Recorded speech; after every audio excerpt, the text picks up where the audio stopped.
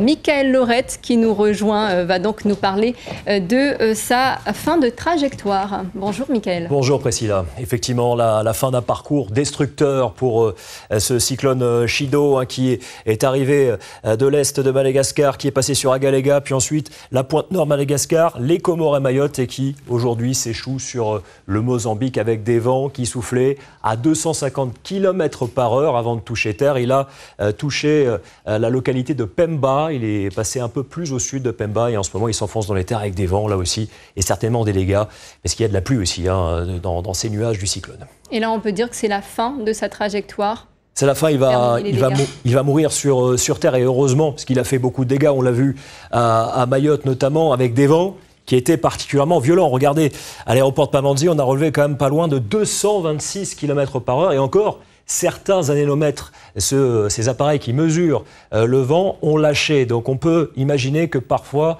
certains endroits, on a pu avoir des rafales supérieures à cela. Et ce qui a contribué à l'effet destructeur de ce cyclone, c'est que le vent a tourné puisque l'œil est passé sur Mayotte. Il a donc soufflé dans une direction, puis ensuite dans une direction opposée. Et malheureusement, les dégâts que vous avez vus sont dus à cet effet-là, justement, de vent qui change de direction. Et on n'avait pas vu ça, certainement de mémoire de Mahorais, depuis 1934.